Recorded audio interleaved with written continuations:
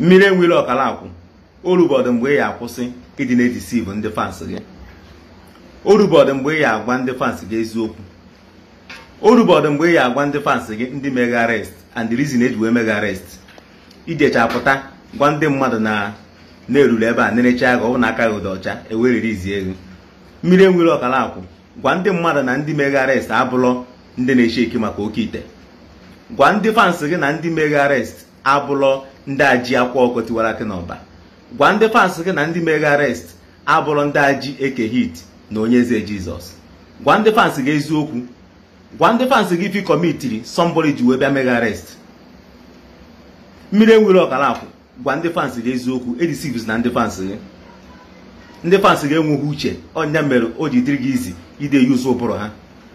Gwa ndị fans gị ifi kọmitiri and undertaking sign before release ego ebe ị nọ. Ị mara ndị dibịa na-edebe na ha ndị dibịa ha na-akọmit onwe ka esi rụọ ọrụ ọkụ abịa buru ha. Onwe onye nke ebuje mgbe aha na from ọba ọsụrụ nọ ndị kidnapper bujie mana ife niile awụ ọrụ kụrụ akụ. Mmiri enwere ọkala akwụ gwa ndị fans gị ndị bịa buru gị. Gwa ndị fans gị reason eji wee bịa buru gị.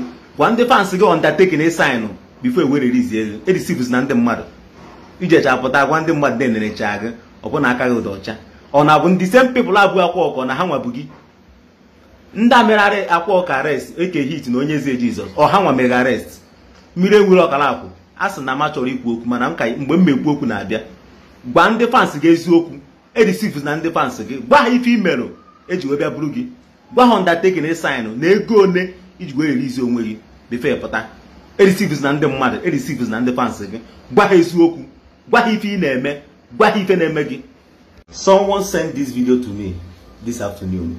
Video ebe Portable chọrọ iji ọkpọ wee kụwu Speed Darlington na ring today. Speed Darlington na-aba na social media ichere ike dị ya ya mọnụ ọnụ na-egbe ọnụ nọọsụ ọnụ ka o nwere. Portable egbuchakwa na Speed Darlington na ring today. Ọ bụ na-enye mmadụ na-aba extra 5 minutes enwere ike ibu Speed Darlington ebu wee si na that ring wee pụọ. So somebody send them this video wee sị m why not mụnwa na mmiri enwere ọkala akwụ na eze nwanyị Sobari ije settle our scores na this particular ring. Why not mụnwa with mmiri enwere ọkala akwụ na eze nwanyị Sobari ije settle our scores na this ring ebe a Portable na Speed Darlington dey settle their own. Nwe chekiche ife a this person ngwa ma ọ bụrụ eziokwu. Mmiri enwere ọkala akwụ and eze nwanyị Sobari versus Vin Kane. It will be a handicap match 2 against 1. Spirituality versus reality. Mmiri enwere ọkala akwụ and eze nwanyị Sobari versus Vin Kane. The fight will go like this. Mmiri enwere ọkala akwụ and eze nwanyị Sobari ha merie m na that fight. Mmeje gbara ha boy mmeje serve eze nwanyị Sobari for 1 year na shrine ya. Mana mmerie mmiri enwere ọkala akwụ and eze nwanyị Sobari mmeburu mmiri enwere ọkala akwụ and eze nwanyị Sobari bịa na Lagos ha bịa na my shop bịa na agbara boy for 1 year. Mmiri enwere ọkala akwụ accept my challenge.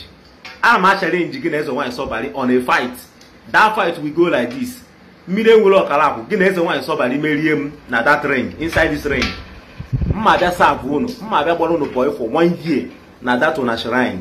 Mana mmeri unu mmeri eze mmiri enwere ọkala akwụ and eze nwanyị Sobari mma kpọrọ unu na bịa na Lagos unu abịa na my shop bịa gbara m boy for 1 year. Mmiri enwere accept my challenge. The first challenge nyere gị ịgbara ọsọ. Accept my challenge on this on a fight. Bute your spiritual power.